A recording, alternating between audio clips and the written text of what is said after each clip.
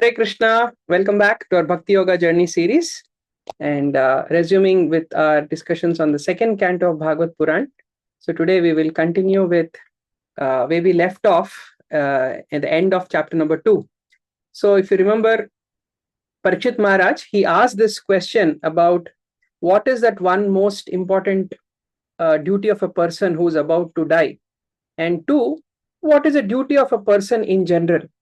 And in that context, Sukdev Goswami, he gave this response of how one has to remember the Supreme Lord and how that remembrance has to happen.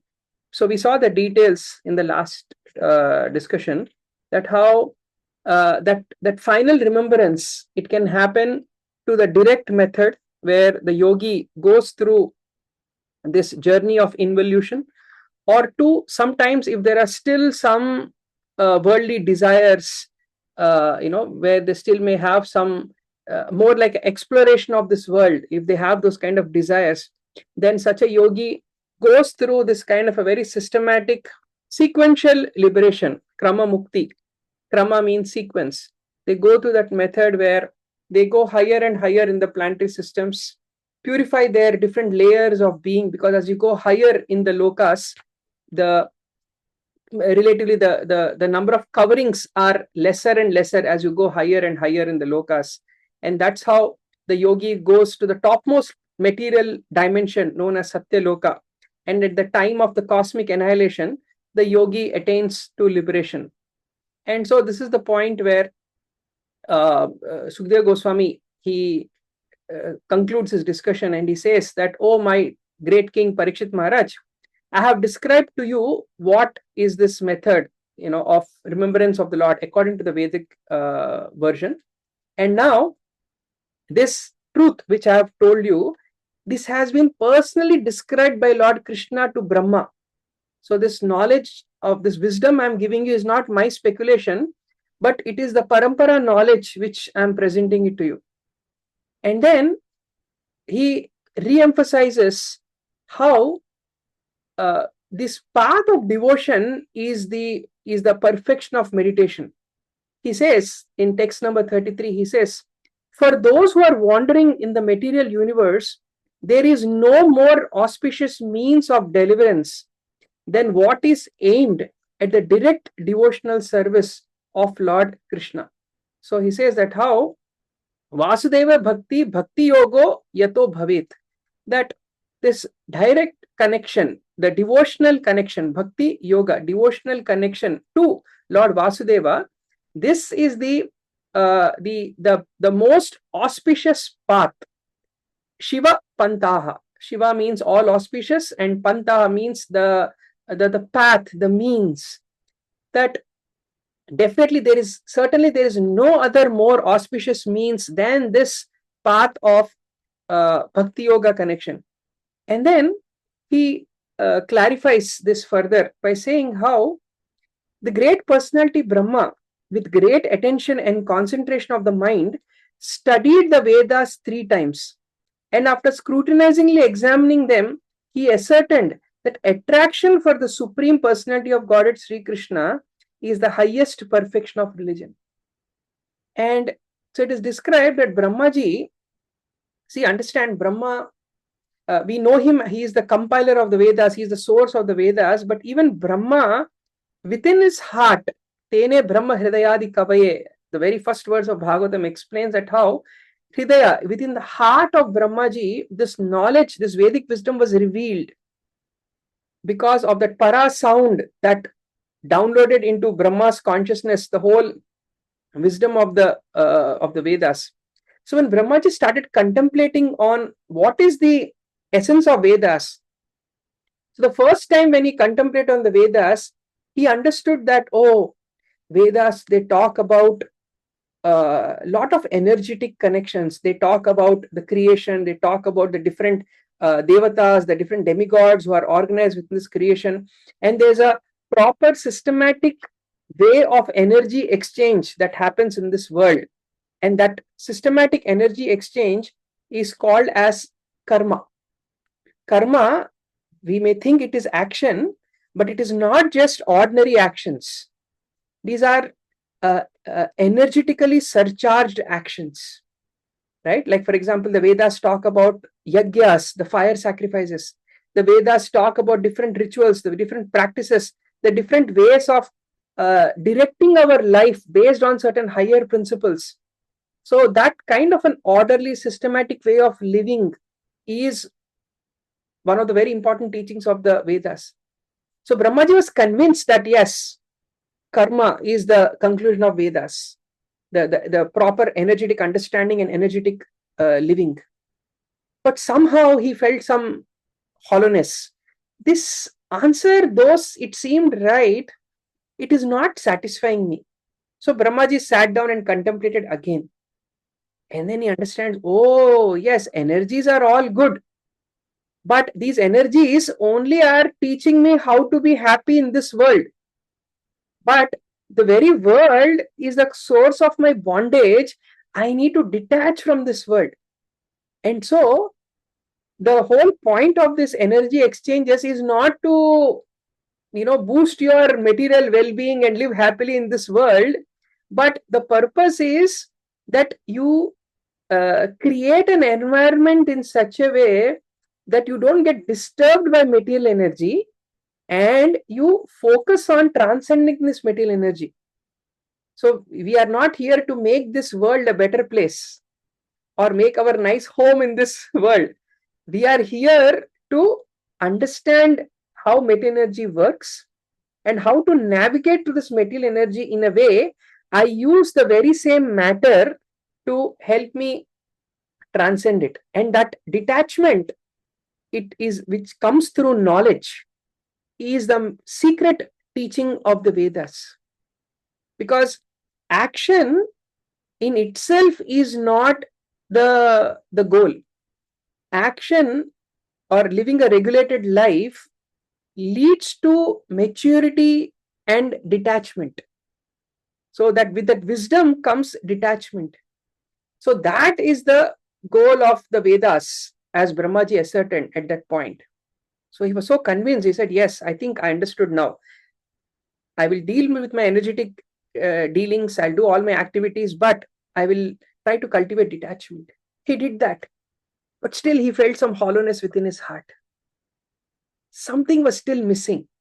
So he went back again, contemplated on all the Vedas, and then he understood that beyond this energetic karma, beyond the understanding the mechanics of this universe, the dharma of the universe, which leads to detachment, there is prema, the love for the Supreme. And that developing that love for the Supreme is the ultimate purpose of knowledge, detachment, action and knowledge and detachment. So when Brahmaji understood that, that really satisfied his heart. So that whole thing is summarized in this one verse by Sukadeva Goswami. He's saying that how that Vasudeva Bhagavati Bhakti Yogo Yato Bhavet, that this bhakti, the direct devotional connection to the Supreme Lord as Vasudeva, that is the the direct means of liberation. Then one may, it all sounds nice, but where is the Supreme Lord? Supreme Lord is somewhere in the spiritual world. How can I develop that connection?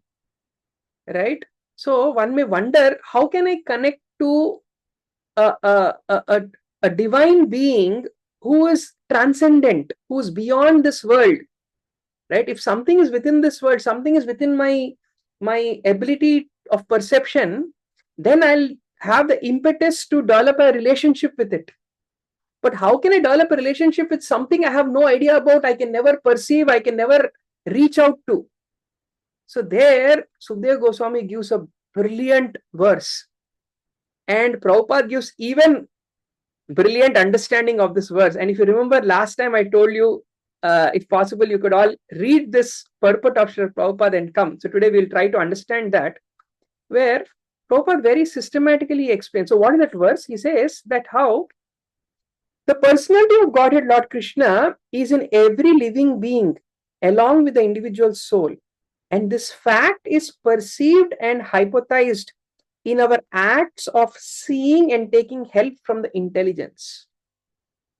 So the uh, the Sanskritam, it says that Drishyar Buddhi Abhidhir Drishta. So the Buddhi, we need to understand which Buddhi we are talking about here. So Prabhupada, he goes to like a, very systematically he builds up the arguments one after another in this purport. So the verse talks about how just purely by reasoning and logic, one can understand the presence of the divine within us. And we are not talking about doing some meditation and self-realization in samadhi or seeing Paramatma. No, we're talking about an intellectual understanding. Just purely by rationality and logic, one can understand that there is some higher being within me. Right? So how does Prabhupada conclude that?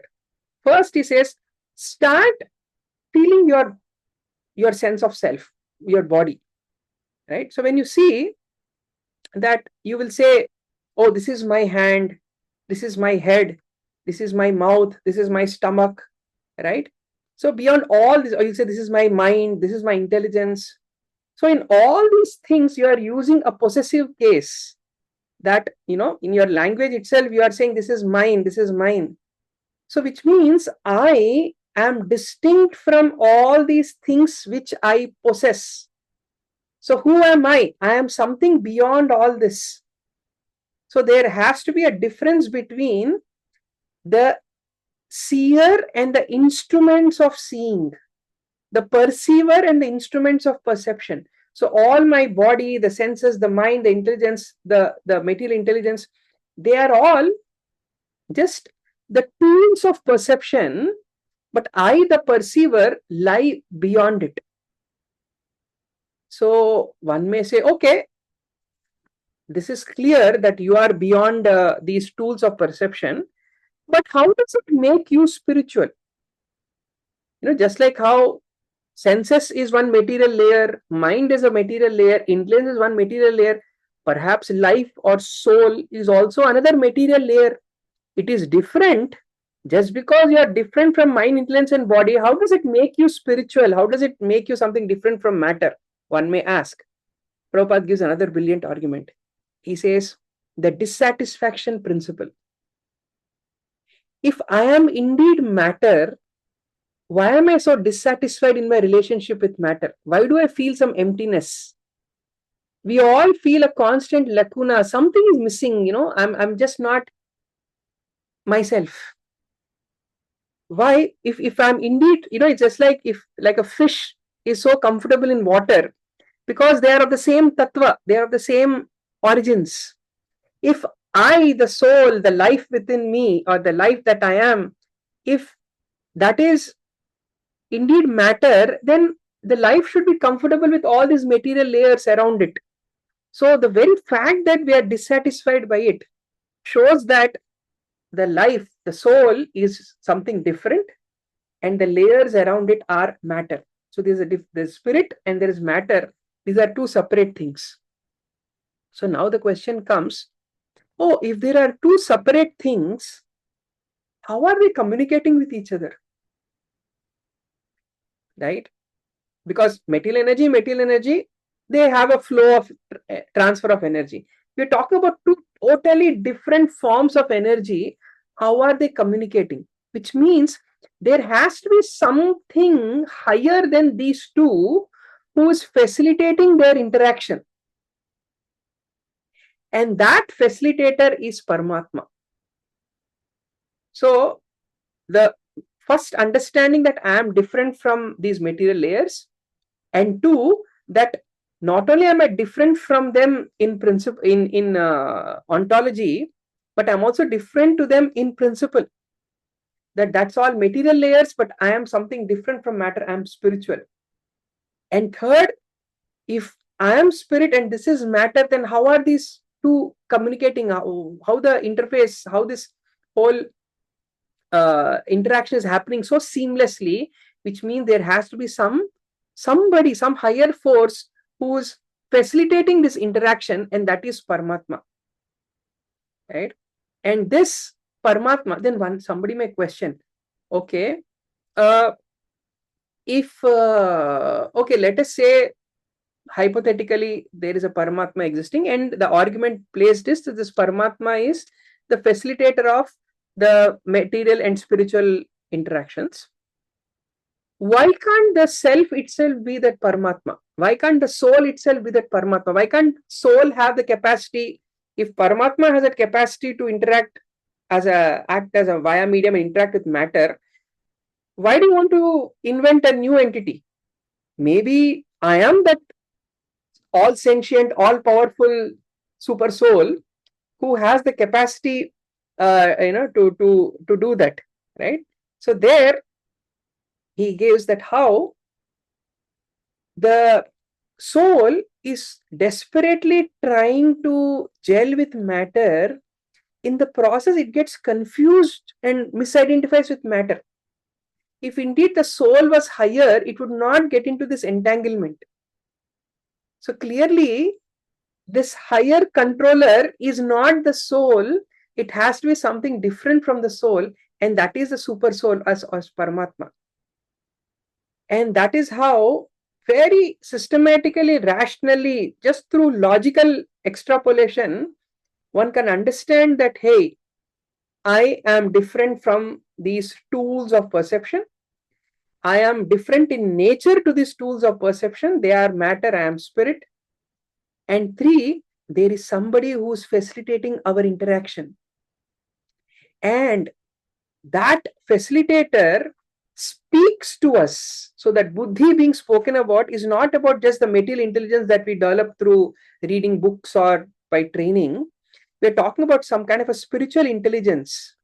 That subtle inner voice that we hear, that very slow inner voice, feeble inner voice that we hear sometimes, that intuition that comes within us. Because intuition is not a programmed response. It just happens. It's a non-mechanistic response. You cannot, like what are famous examples from our high school science when Archimedes jumped into the bathtub, he had his eureka moment, right? So try jumping in the bathtub and see if you have any eureka moment. So it is not a mechanistic process, as in you cannot just mechanically repeat it.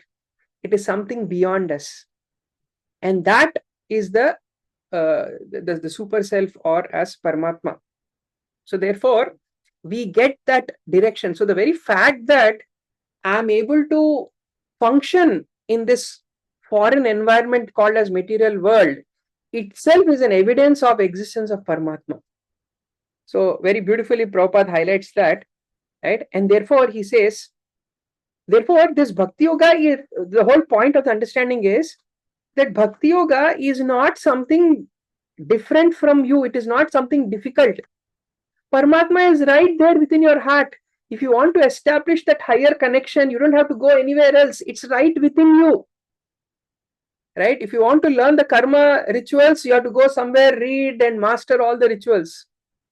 If you want to develop that jnana, you have to sit and develop all that knowledge. If you want to master your mind, you have to use all the techniques of mind control. But to develop that higher connection, it is already there within you. You just have to establish that deeper connection.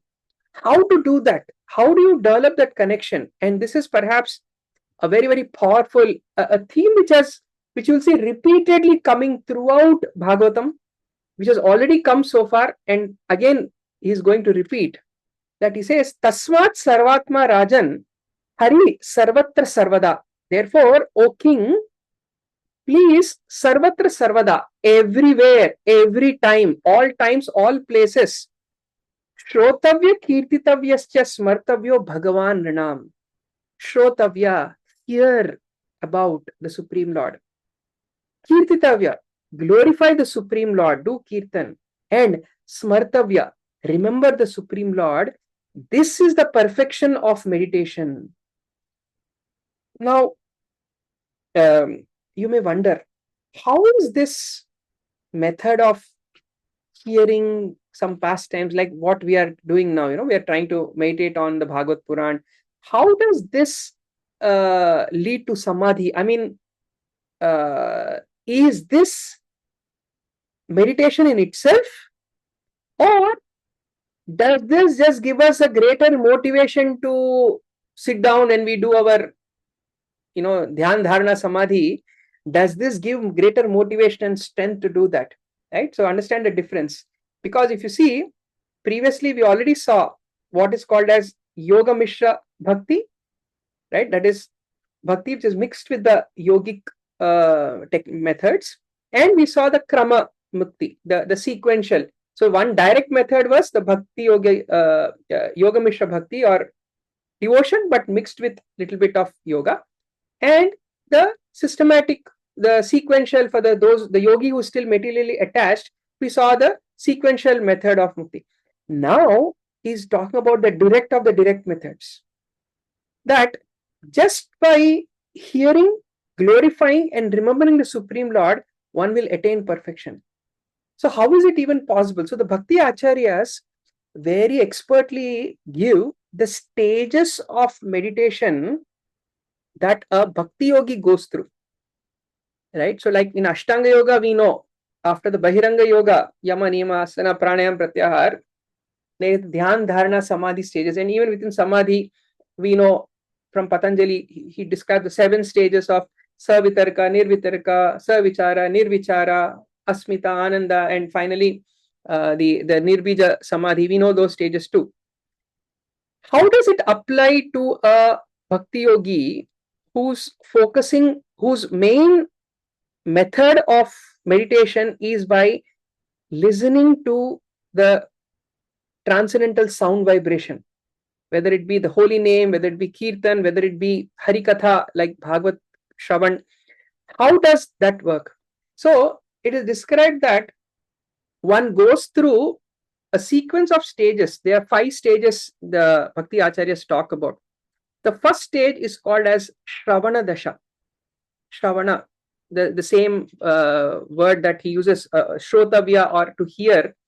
So this Shravana Dasha is a stage where one very attentively, again, we are not talking about just some like a disciplined, like a tick mark hearing, but rather it's very absorbed hearing, very mindful, absorbed, intense hearing, where one is doing this hearing of what? Hearing of the Harikatha, hearing of the holy name, right?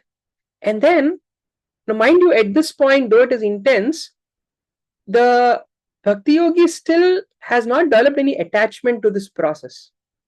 But in the second stage, one starts identifying with this process. It's called Varana Dasha.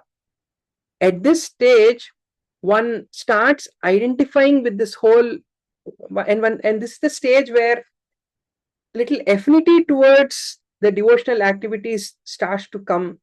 Little affinity towards Lord Krishna itself starts to come. Because when you're hearing constantly about Lord Krishna, when you're listening to Hari Katha all the time, Krishna Katha all the time, then your heart starts to melt and some love starts to come, and you're attached to listening to Hari Katha. Earlier, it was like some kind of a disciplined, focused, very mindful, attentive, super attentive hearing. But now you're spontaneously drawn. You really identify with that stage of hearing. And now, after deepening one's hearing, after the Varana Dasha, comes now contemplation, which is called Smaranavastha. And this contemplation, Smaranavastha, happens also progressively. It starts with interrupted recollection, right? So you are hearing so much, and now you may not be sitting down in front of a class or reading or hearing or chanting. You may be doing some day-to-day activity, but suddenly what you heard, that sound vibration comes back to you, although in an interrupted way. That's the first stage of the Smaranavastha. So the Smaranavastha is again further branched into 5 stages. So we are going through 3A now. First is interrupted recollection. The second stage is now uninterrupted. So this stage, so in the Smaranavastha, again, step 1 also shares the same name of Smarana. Step 2, 3B, is called as Dharana. Dharana is a stage where now the mind wherever it wanders, the Bhakti Yogi brings it back, and now it is like almost uninterrupted. It's like absorbed recollection. And then that dhyarana goes to a state of dhyana, where now very, very specific name, form, qualities, specific pastime, that is flowing in the mind of such a Bhakti Yogi. Right? And now that dhyana now matures into what is called as anusmriti. Anusmriti means where now there's a spontaneous flow within the consciousness. And in that stage, that itself is a very, very advanced stage.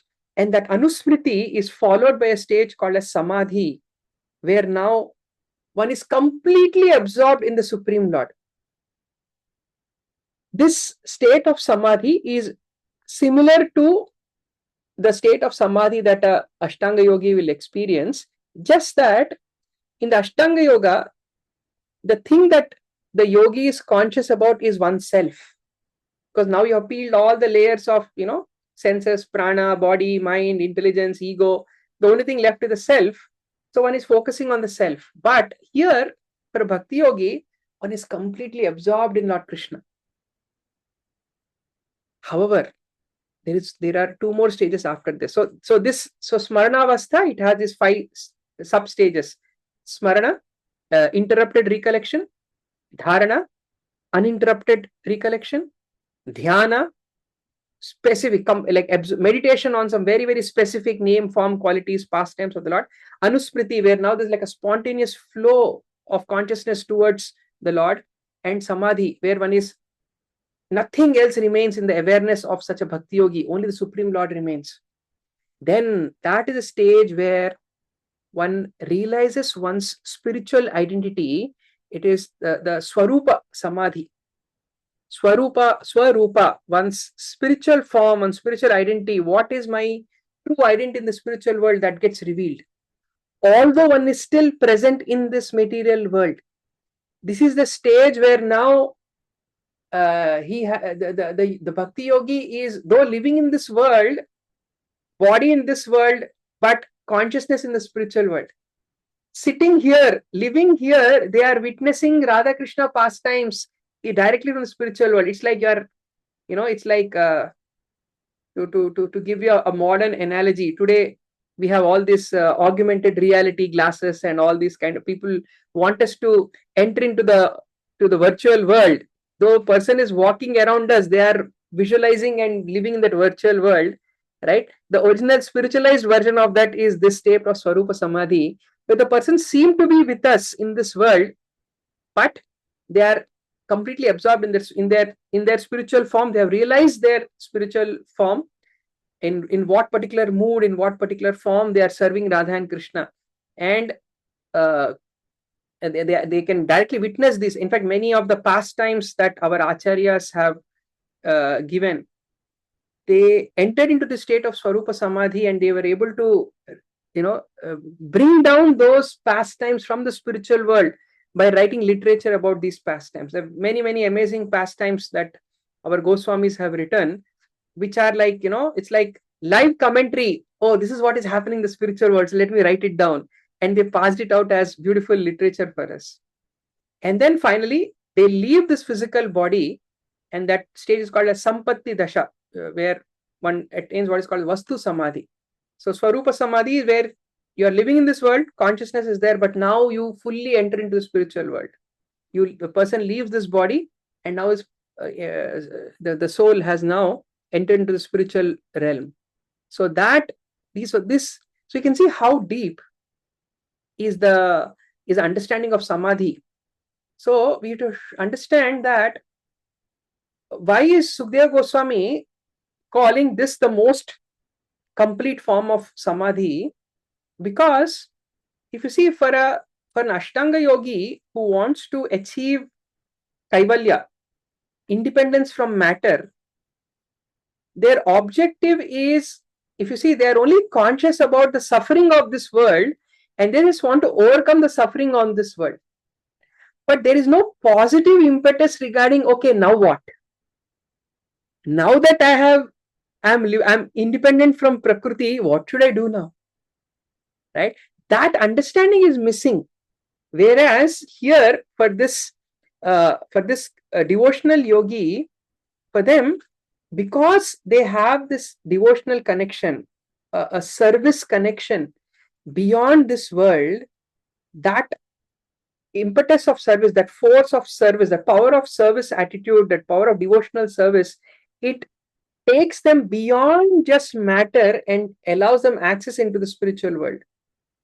So that way, this is the most complete, right? And therefore, and how did it all start? Remember, we spoke about all this Sampatti Dasha, the Vastu Samadhi, the Swarupa Samadhi, all these stages. But how did it all start with? It all started with the hearing meditation, Shravana Dasha. Therefore, in this verse, Sukadeva Goswami is therefore glorifying this direct process of Shrotavya Kirtitavyascha Smartavyo Bhagavan Nrinam. That by starting with hearing and chanting and Smartavya, the Smaranavastha, so these stages that we spoke about, right? And then he glorifies further this power of Harikatha. Those who drink through oral reception, fully filled with the nectarian message of Lord Krishna, the beloved of the devotees, they purify the polluted aim of life known as material enjoyment and thus go back to Godhead, to the lotus feet of Him. Right? So, giving this, so in this second chapter, he talks about roughly, if you see, there are +1 paths. There is the Yoga Mishra Bhakti, then there is the Krama Mukti for the attached yogi, for the non-devotional yogi, and there is the direct method, the direct meditative method, which is the perfection of all meditation, which is pure devotion. And how this pure devotion is established within the Vedas, very beautifully in the next, in chapter number 3, Sukadeva Goswami is going to talk. Because if you see broadly the Vedic text, if you remember a while ago, I mentioned how when Brahmaji first time when he read the Vedic text, when he contemplated upon it, he came to the conclusion that the goal of Vedas is to engage in energetic rituals, this karma practices, right? So, what are these energetic rituals and activities, and who are these personalities to be worshipped, right? So that very beautifully Sukadeva Goswami he highlights now. One who desires to be absorbed in the impersonal Brahmajyoti should worship the master of the Vedas, who is Lord Brahma. In fact, it is described that in that sequential liberation, Kramamukti, as when the cosmic annihilation fire expands from the lower planetary system to higher planetary systems, all these advanced souls in the Satyaloka, in the planet of Lord Brahma, it is described that they literally latch on to the body of Brahma. Remember, Brahmaji's body is made of pure intelligence. They literally blend into the body of Brahma, and as Brahma is leaving this world, they go along with Brahma, and that is how they enter into that space of Brahmajyoti. Something we'll talk more about in the 3rd canto. This description comes very nicely. So if you want to be absorbed in the Brahmajyoti, one should worship Lord Brahma. But one who desires powerful sex life should worship Indra. So the Vedas talk about this also. One who desires good progeny in this world should worship the progenitors known as the Prajapatis. One who desires good fortune should worship Durga Devi, because Durga, she is the the master of this material world. She is the warden of this material world. Everything is under her control. Therefore, if you want to be happy in this world, you should worship Durga Devi, who is the superintendent of this material world. And one desiring to be very powerful should worship Agni, fire, because fire is full of power. And one who aspires after money should worship the Vasus. So there is Ashta Vasus, 8 Vasus. So if you see, for most of us, even Indians, you may not relate with these, but actually if you see the Rig Veda, if you see certain old styles of practice of the Vedic culture, these Adityas, Vasus, Prajapatis, the whole worship was centered around them. Only later, when the Vedanta culture came in, Shankaracharya, later Ramanuja, Madhva, Chaitanya, and eventually the Bhakti schools, when they gave a more refined understanding of the Vedas, did we come out of this limited notion of worship. Otherwise, these things that Sukadeva Goswami is talking about, it was very prevalent, and it's very unfortunate. Many Indologists and Vedic scholars, they like to use this terminal, and sometimes when you hear their arguments, they're also very convincing. They like to talk of what are called as like the old gods and the new gods of Hinduism. They were the old gods, like all these people we are reading about: Prajapatis, Agni, Vasu, Adityas. Indra was an important god, but later the Shaiva and the Vaishnava and the Shakta traditions, they came and they replaced all the old gods with just few gods now, which you will see in India: Vishnu, Shiva, Durga, Ganesha, and few others.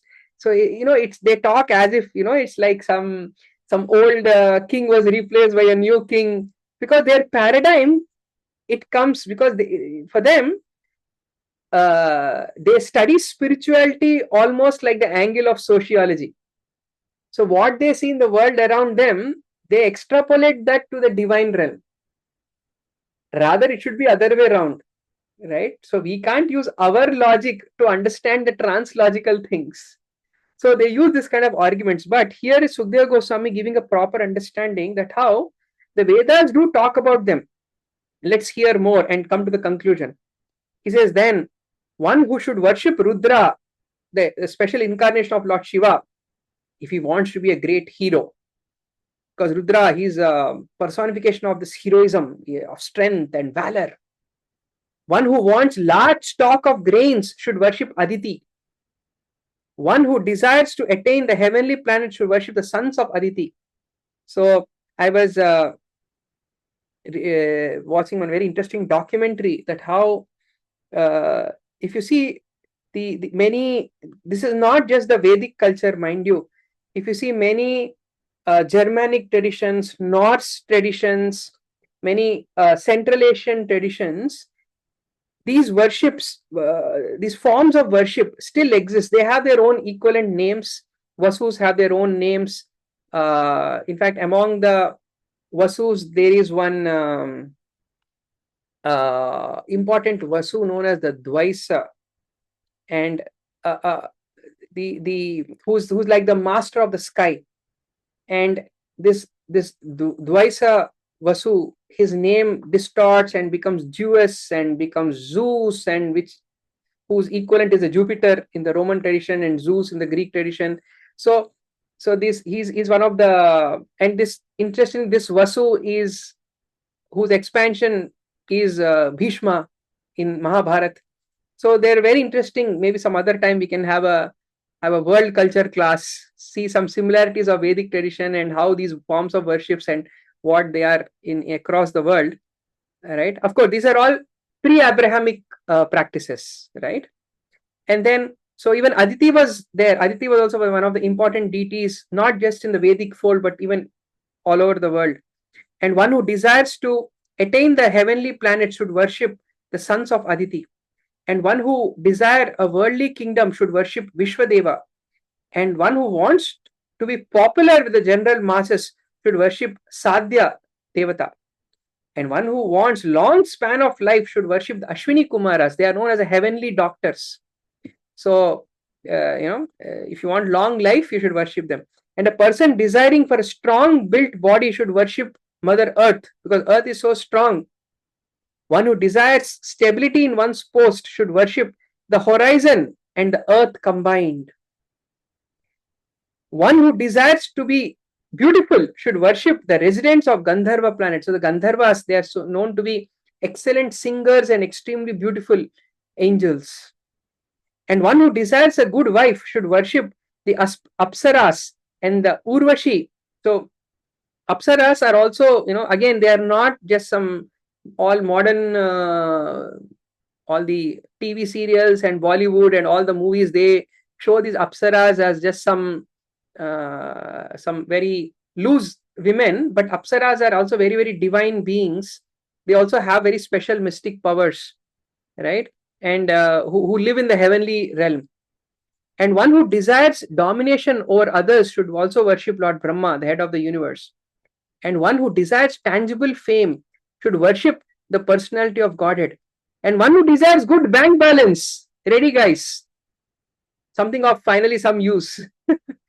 One who desires good bank balance should worship the demigod Varuna. So Varuna is a Poseidon. In I think he's the master of ocean. In the Greco-Roman tradition, he's Poseidon. And one who desires to be a greatly learned man, he should worship Lord Shiva. And one who desires good marital relationship, he should worship the chaste goddess Uma, who is the wife of Lord Shiva. Then one should worship Lord Vishnu or his devotee for spiritual advancement in knowledge and for protection of heredity and advancement of one's dynasty. One should worship different demigods. If one desires domination over a kingdom or an empire, one should worship Manus. So Manus, again, the word Manu also, there's a very interesting history about him. Again, in Germanic traditions also, there is a personality named Manus, from whom the humans are said to have come out. One who desires victory over an enemy should worship the demons. And one who desires sense gratification should worship the moon. And one who desires nothing of material enjoyment should worship the Supreme Personality of Godhead. And then, after giving, these are the standard instruction of the Vedas. Please understand, Sukadeva Goswami is not recommending them. He is just quoting the Vedas. But if you ask for his opinion, now he comes to the essential conclusion. In fact, the reason why we read all this is to prime you to come to this verse. So the Vedas do talk about all these different energetic entities and connection to these energetic entities through various rituals and various forms of worship. However, if you want the deeper essence of the Vedic teachings, this is the verse. It is akama sarva kamova moksha kama udaradi. Whether akama means I have no desire from this world. Sarva kama, I have all the desires in this world. Or moksha kama, I am desiring liberation from this world. I'm utterly frustrated from this world and I want liberation.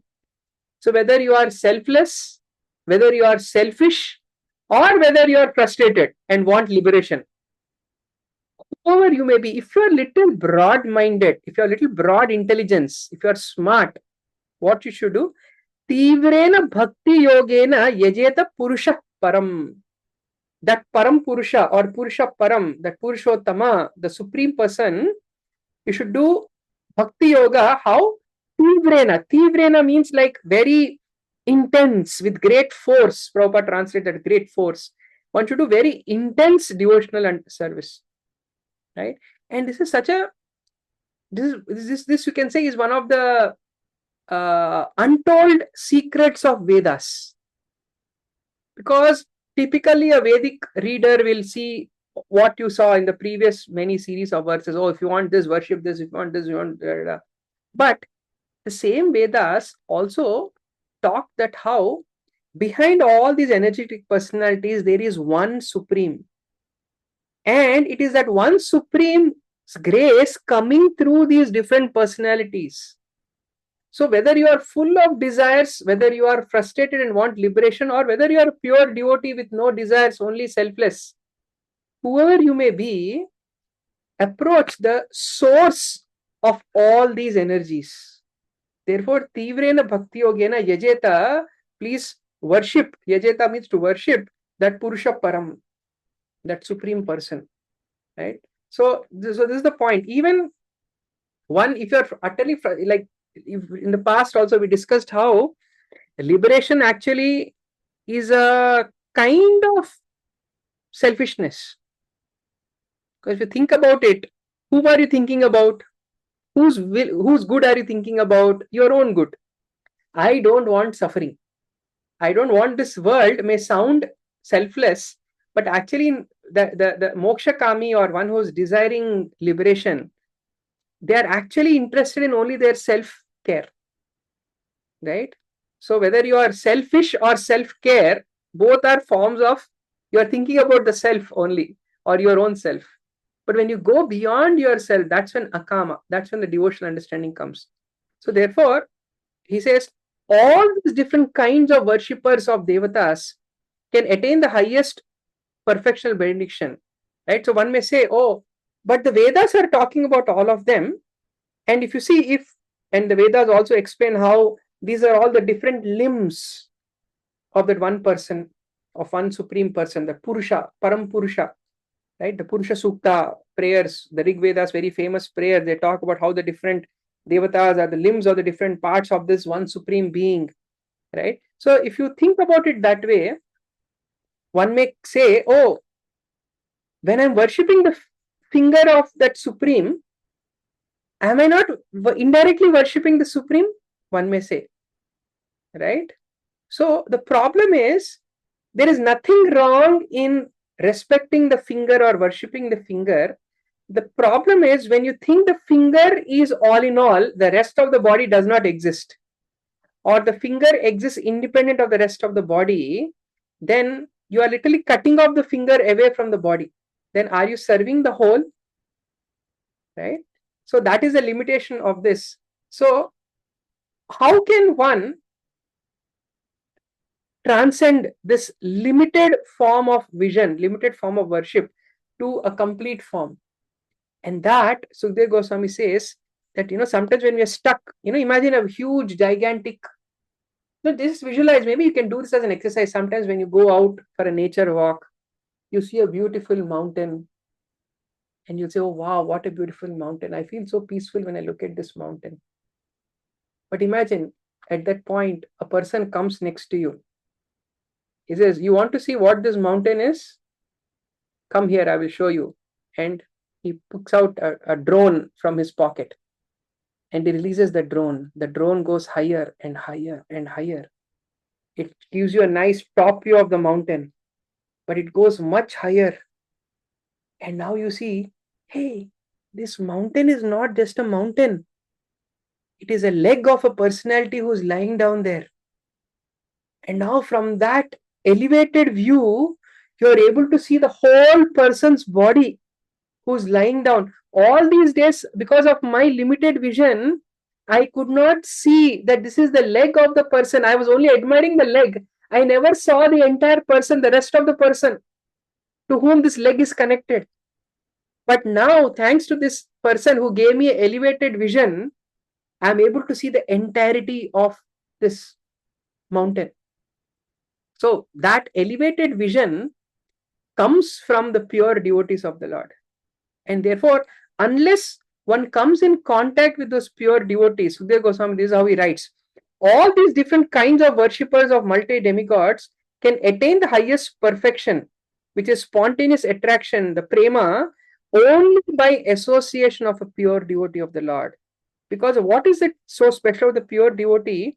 The pure devotee has a broad vision, not a limited, narrow vision like how you and I have. Even once we enter into the world of spirituality also, we may end up developing that narrow vision of my God, your God, their God, our God. Right? So that broad, udaradhi means extremely broad-minded, where one sees that there is this one supreme and everything is just an expansion of multi-forms of that one supreme. Right? So that broadness of vision comes when one comes in contact with such a lover of God. Only a lover of God can reveal God to us, not by our own imaginative mental speculation like that. So thus he concludes that transcendental knowledge in relationship with the Supreme Lord Hari is knowledge resulting in the complete suspension of the waves of these material modes. Such knowledge is self-satisfying due to it being free from material attachment and being transcendental to its approved by authorities. Who could fail to be attracted? So this power of this divine knowledge, how powerful this knowledge is, that it literally helps one overcome the waves of this material energy. So therefore, he glorifies this understanding and he concludes here saying that, oh my dear king, therefore please immerse your consciousness in hearing, chanting, glorifying and remembering Supreme Lord Hari. So saying so, he ends giving the answer to the fundamental question about what is it the duty of a person who is about to die. And then the camera suddenly shifts from Parikshit Maharaj and Shukdev Goswami sitting at Shukratal to the Naimisharanya forest where Shaunaka and Suta Goswami, they are having their conversation, all the sages assembled there. And this chapter, it very beautiful extended glorification of the power of hearing, the beauty of hearing. Very, very lot of nice nectar verses come in this section. So if you see from text number 13 onwards, so you will see that how he says that, because when he stopped, when Suta Goswami, when he stopped here, so they were worried. They're thinking, oh, what else? What else did they both talk? We want to hear more. What did Parikshit Maharaj again inquire? Because they know it's a 7-day long conversation. So something more was discussed. So what was discussed? Right? Please explain to us all these topics. Right? And this should be certainly discussed in assembly of devotees. We are also devotees. We want to hear this. Right? And then he says, and we know Parikshit Maharaj was such a great devotee. Right from his childhood, he was playing with, you and I, we play with all these dolls and all these action figures. But Parikshit Maharaj, right from his childhood, he was playing with the deities as dolls. So such a great devotee, right? And Sukdev Goswami is an equally capable scholar. So what did they both discuss? Right? We want to hear about that. Please don't deprive us of, it's like you have primed us and now suddenly you stopped. Please, this is great injustice you are doing. Why are you torturing us like this? Right? And now he describes very beautiful metaphors and analogies he gives to show, to drive home the point of how important it is to not waste a single moment in our life and not focus on Harikatha. He says that how Ayur Harati vai Pumsam Udayan. So by both rising and setting of sun, what is happening? We are only coming close to death. But for one who is hearing Harikatha, every rising and setting of sun is taking them closer to a spiritual eternal life. That's the difference. Sun rises and sets for both a devotee and who's non-devotional. But for one, it is taking them closer to death. But for a devotee, it is taking him closer to Krishna. And then he compares, what use is a life, ordinary life? Trees also live. Is living important? Oh, but trees, they don't breathe like you and I. Oh, one may say, but the bellows of the blacksmith also, they breathe. If you see in a traditional blacksmith, they have this big, suspension, to pump air into the fire furnace. They have this big, huge bellows. So even they are breathing. So what's the difference between us and them in that bellow? Because both are non-sentient. So a life without Harikatha is as good as a non-sentient life. And all around us, do bees not eat and discharge semen? That's what human beings do. They eat and multiply. What's the difference between animals and us then? Right? Men who are like dogs, hogs, camels and asses, praise those men who never listen to the transcendental pastimes of Lord Krishna, the deliverer from evils. So Prabhupada gives a very nice detailed purport to this. So please read these verses. Text number 19 of chapter 3. Right? Prabhupada gives a very long, detailed. What is so glorious about, today we adore all these animals, dogs, hogs, camels and asses. We adore all of them. But what is the context in which this is being spoken? Very nicely Prabhupada talks about that. And then he says that one who has not listened to the messages about the prowess and marvelous acts of the Supreme and had not sung or chanted loudly the worthy songs about the Lord is to be considered to possess ear holes which are like that of a snake, holes of a snake. So if you see sometimes these ant hills in which snakes reside, they also have holes on top. Our ears also have hole. If Harikatha is not going in these ears, you are not utilizing your ear. They are as worthless as snake holes. And your tongue is just producing sound is not the worth of a tongue. You have to do Kirtan, Harikatha. Then the tongue attains its perfection. Otherwise, it's like croaking of a frog. What does croaking of a frog do? It only attracts snake in the form of death, right? Then the upper portion of the body, though crowned with a silk turban, is just a heavy burden, if not bowed down before the Supreme Lord. And the hands, though decorated with glittering bangles, are like those of a dead man, if not engaged in the service of the Lord. Right? So this is like, very intense. Actually, these are some very, very heavy verses actually, which literally, when you read this section, you will feel like, let me just dig a pit and bury myself. But it's not to discourage us, these verses, but rather this is to, sometimes when we are deep in slumber, we need a very heavy sound to wake us up.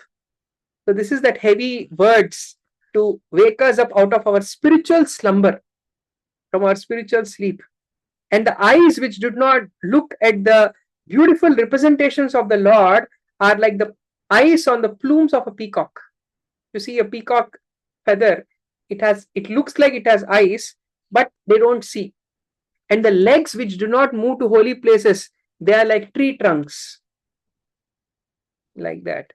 So a lot of this is also very nice verse. Certainly that heart is steel framed, which in spite of once chanting the holy names of the Lord with concentration, does not change when ecstasy takes place.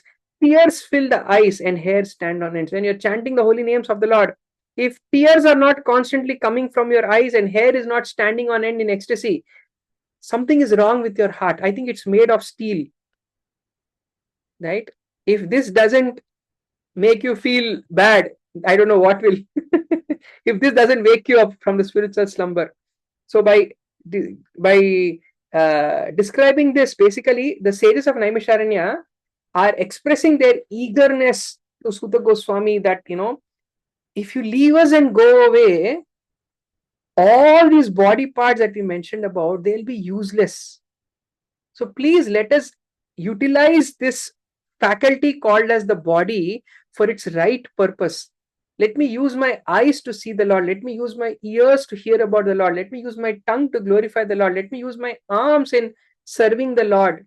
Let me use my feet in going to the holy place of the Lord. So that way, let me perfect and let my heart be absorbed in the holy name of the Lord. Otherwise, it's a steel-framed heart, right? So therefore, please continue reciting Harikatha. We want to know more about this conversation between Sukadeva Goswami and Parikshit. And thus, Shuka continues further. And now he goes into much more detail. Starting from this next chapter onwards, Sukadeva Goswami is going to go into very detailed, systematic presentation about Harikatha. Because what is Harikatha? What does Krishna Katha include? Because Krishna means the Supreme Lord and everything connected to him, including this world. This is very important understanding. If you don't understand this world and only think, oh, Krishna was in Goloka, yes, I love Krishna, I like his butter stealing pastimes, I like how he lifted Govardhan, I like all those sweet, extraordinary pastimes, one may say. But sweet is sweet when you understand the glories of it, right? Like so many people do, extraordinary, simple activity. Like imagine, for example, the president or prime minister of your country slips and falls. It will be headlines everywhere in the next day newspaper. Try you slip and fall somewhere, nobody even bothers to talk about it again. So what is so great about slipping and falling? The greatness is not in slipping and falling, the greatness is in the person. So these extraordinarily sweet pastimes of Krishna, which are going to come the 10th canto, to understand them and relish them, to understand the sweetness behind them, we need to first understand the greatness of the personality who is doing those. So many people steal, but when Krishna steals, there is something special. So what is it? To understand that, we need to understand the greatness of the Supreme Lord. And the first and the next 9 cantos, from 2nd to 9th cantos, very systematically, Sukadeva Goswami is going to glorify the greatness of Krishna before he opens the doors to the nectar of sweetness of Krishna in the 10th canto. And Prabhupada explains that this systematic understanding is very, very important. Starting with understanding the creation, which is one of the very difficult, and many times many readers of Bhagavatam just want to skip this section, right? Because understand the creation is very, very important. So in our next discussion, we will have we'll start this discussion on very, very interesting section of Bhagavatam, very technical, but we'll try to keep it very relevant and simple and straightforward about how this whole creation, the Srishti Lila, takes place. And yeah, and of course we'll have a short Diwali vacation for our course. So next week we'll have a special guest speaker for as part of our course next few weeks, and then we will resume our Bhagavatam discourse directly on the 29th of this month, the last Wednesday of this month. All right, so let's stop here. If there are any quick questions or comments anybody would like to ask, please go ahead. Yes, Apurva, go ahead. Oops, I cannot hear you. Yeah, I'm audible now. Yes. Yes, Prabhuji, in this purport 2.2.35, Prabhupada also writes that the individual self follows the direction of the super self in the matters of seeing, hearing, thinking, feeling, willing. So I didn't get it. Willing, don't we have free will? Then why is the soul following the direction of the super self in the matter of willing? Meaning that we also have the capacity to align our individual will with the higher will, like that. So you have a choice. The free will is always there, but even that capacity of consciousness is also coming from Paramatma. So if you think about it, this matter around me, this book has no free will. Matter has no will. Why? Because matter does not have consciousness. The very fact that I'm empowered to make decisions, which is coming from the power of consciousness, coming from Paramatma, that itself indicates that even my capacity to will is also coming from him, like that. So it's more of an indication of how Paramatma is the source of that consciousness. Yeah. Hare Krishna, Prabhuji. Yes, Megha, go ahead. Prabhuji, in the same, like which you asked us to read, 2.235, it talks about the intelligence, like how to use our intelligence. So I was thinking, like there is this intellectual, like intelligence, which asks means helps us to discriminate and choose wisely. Of course, the desire part, and so that we can desire to hear Krishna Katha. So I was thinking, like how we can, because it's there, the Viveka. So how we can, like, purify ourselves with what practice, so that we listen to the Viveka part more, because Viveka is there, it is speaking, but we ignore it most of the time. So how we choose to listen to that, like what we practice. So the Bhakti Yogi's approach is to listen to transcendental sound vibration, listening to the sound of holy name, listening to the sound of Harikatha. This is how we purify ourselves, right? And this is a very subtle difference. If you see, so far in our discussions, we might have focused on our understanding, we might have focused, you might have thought that, oh, I need to, because what is making me succumb to my lower intelligence are perhaps my desires and my identities, etc., etc. So let me work on my identity. Well, that also works. That's more of a jnani or a yogi's way of doing it. But a bhakti yogi's approach is that, as we discussed, how these 5 stages of samadhi, it all begins with Shravana Dasha.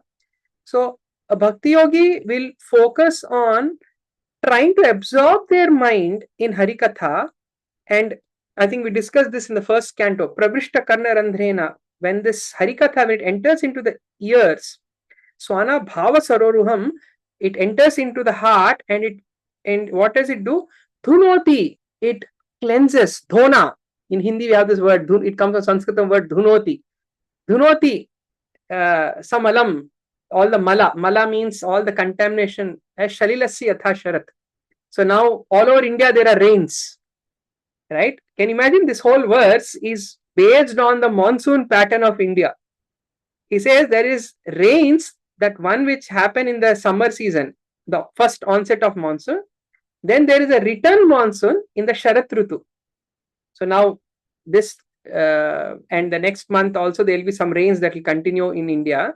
So in the Sharat Mas, that which rains which come, they are different, because what happens in the summer rains, all the dirt from all the 3 months of dry weather, all the dirt from the trees everywhere, mountains, they go and they make all the water bodies brown. But this, now there's an excess flow of water. That's why there are floods all over, including where you live, right? So all these floods, Yes. right? What they do, of course, it's not, now it's all climate change, but the traditional rains, what they would do, they would flush all the dirt out, because how do you remove dirt from water? By diluting it, right? So right now you are thinking of removing the dirt out of the water, but Sukdev Goswami is saying your job is not to remove the dirt, your job is to add more pure water to it.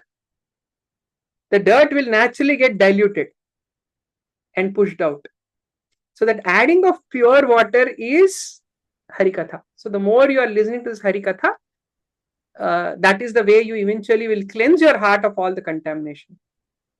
So And I love that meditation where you just said about, that drone vision and slowly visualizing that whose part it is. Yesterday only I was traveling back, and I think in previous class only you said that this is like Sukhdev Goswami said that the mountains are the backbone of Lord.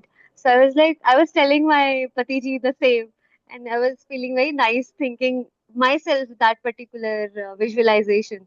But it's actually true, but uh, for now it is visualization. right, So right. yeah, so thank you for today's meditation as well. That was really lovely. Wonderful, wonderful. All right, so let's end our discussion today and see you all in few weeks. Hare Krishna.